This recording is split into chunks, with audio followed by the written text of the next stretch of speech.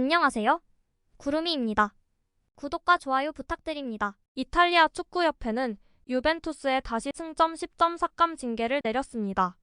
유벤투스는 분식회계 혐의로 1월에 승점 15점 삭감 징계를 받았고 항소 끝에 4월 징계가 철회됐습니다. 그로 인해 유벤투스는 리그 4위 안에 들게 되었습니다. 최근 상승세로 인해 나폴리의 다음 순위 승점 69점으로 2위를 달리고 있습니다.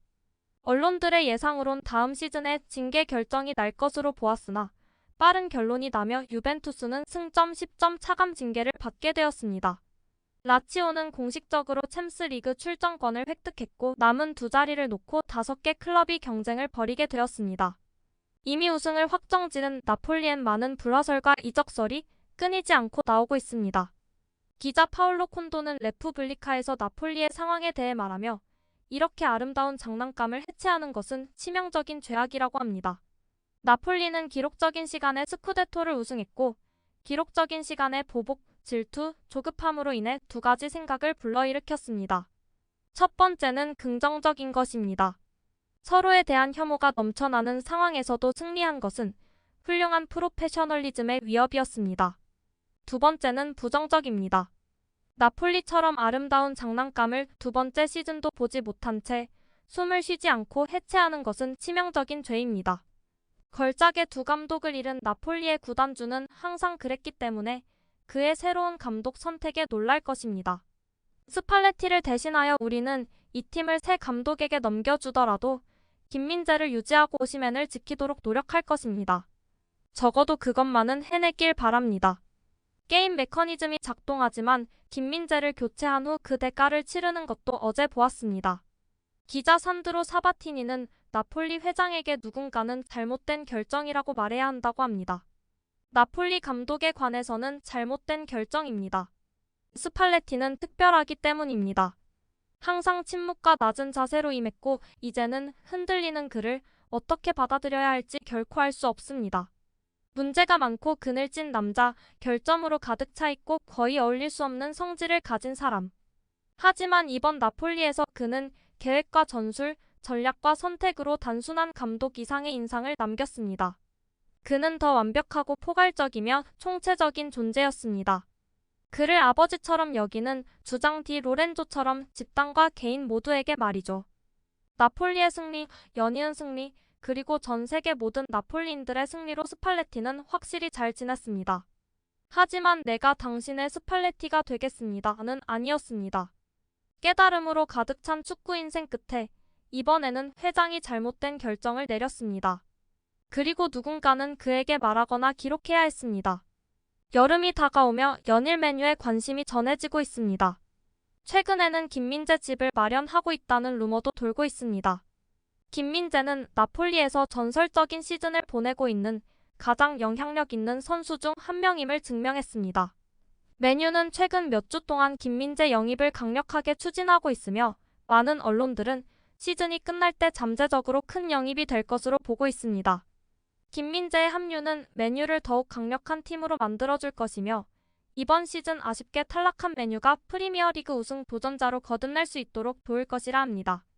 김민재는 나폴리에서 경기당 평균 3점 6개의 클리어링을 기록하는 등 시즌 기간 내내 흠잡을 데 없는 활약을 펼쳤으며 91%의 패스 완성률로 눈길을 사로잡는 기술적인 면모를 선보이고 있습니다.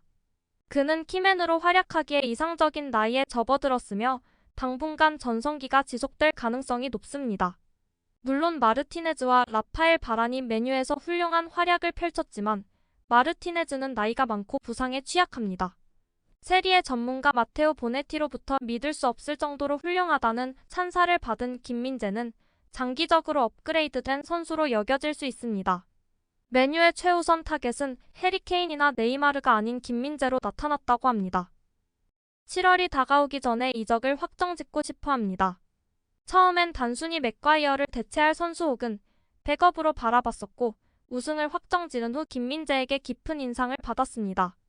메뉴는 김민재가 나폴리에서 누리고 있는 위상을 고려할 때 맥과이어뿐만 아니라 라파엘 바란의 장기적인 후계자로 키우려는 계획을 세우고 있을 것입니다. 더 선에서는 맨유가 실제로 바이아웃 조항이 발동되기 전에 김민재를 위한 거래를 마무리하기를 원한다고 주장합니다. 김민재는 여름에 한국에서 군 복무를 할 예정이며 이는 맨유가 그를 데려오려는 계획을 가속화하는 또 다른 요인이 될 수 있습니다. 맨유는 김민재 영입을 위한 첫 번째 입찰을 나폴리로 보낼 준비가 거의 완료된 것으로 보입니다. 지난해 첼시로 이적한 쿨리발리를 대체하기 위해 김민재를 영입한 세리에 챔피언은 맨유에게 김민재를 잃는다는 것은 큰 타격이 될 것입니다. 그리고 김민재는 프리미어리그 축구를 처음 맛볼 수 있기를 기대하고 있을지도 모릅니다. 맨유가 아니라면 지역 라이벌인 맨시티와 함께할 수도 있습니다. 하지만 맨시티는 센터백 보강을 위해 가장 우선적으로 영입해야 할 선수는 라이프치히의 요스코 그바르디올이라고 합니다. 맨시티는 라포르테의 빈자리를 채울 것이고 그바르디올 영입이 실패하면 바로 김민재로 돌아설 것으로 보고 있습니다. 맨시티에서 방출될 예정인 라포르테는 토트넘이 관심을 가지고 있다고 합니다. 연일 이어지는 보도에 맨유 팬들도 많은 관심을 갖고 있는데요. 그 중에서 좋은 반응만 몇 가지 골라봤습니다. 행복한 월요일, 이 모든 네이마르 이야기가 아마도 일어나지 않을 수도 있다는 것을 알고 있습니다. 우선 김민재와 오시멘을 계약하면 안 될까요? 너무 좋아서 비현실적이네요. 최대한 빨리 거래를 완료하고 나폴리의 스타 김민재 선수에게 투자하세요. 새로 영입할 수비수 김민재에 대해서는 변할 것이 없습니다.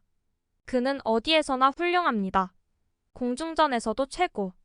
다음 시즌에 케인, FDJ 김민재, 카이세도, 라야나 코스타를 영입하고 그린우드를 영입하세요. 우리는 가능한 모든 트로피를 요리하고 우승할 것입니다. 케인과 김민재는 좋은 계약입니다. 그러나 두 선수 모두 첫째로 선수를 팔아야 하고 둘째로 주전이 보장되지 않는 한 합류하지 않을 것입니다. 김민재는 나폴리를 떠나 선발로 뛰지 않기에는 너무 훌륭합니다. 그의 바이아웃 조항이 엄청나게 매력적이라는 것은 말할 것도 없습니다. 여기서부터는 리플 내용으로 두 팬이 주고받은 내용입니다. 해리 케인은 월드 클래스이며 매년 그것을 증명했습니다. 김민재는 마르티네즈 다음으로 도전적으로 선발할 것이라고 생각합니다. 당장은 아니지만 맨유는 올해 리그에서 3번째로 좋은 수비를 가지고 있습니다. 케인의 월드 클래스에 대해 동의하지 않는 것은 아닙니다. 다만 김민재는 반 다이크와 비디치에 버금가는 모든 조건을 갖추고 있습니다. 그는 정말 환상적인 수비수입니다. 제가 말하는 것은 그가 주전이 아닌 팀에 합류하지 않을 것이라는 것입니다. 아스날과 첼시조차도 영입을 위해 급습할 것입니다. 모든 보도에 따르면 우리가 이미 거래를 완료했고 그가 맨유를 원한다고 하니 사실이었으면 좋겠네요.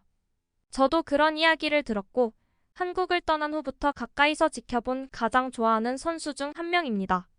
몇 년 전 와포드에 입단할 예정이었지만 유럽으로 가기 전에 중국을 선택했죠. 그의 계약이 성사된다면 그는 이미 주전급 선수라고 들었습니다. 그는 수비에서 나폴리의 척추와도 같은 선수였죠.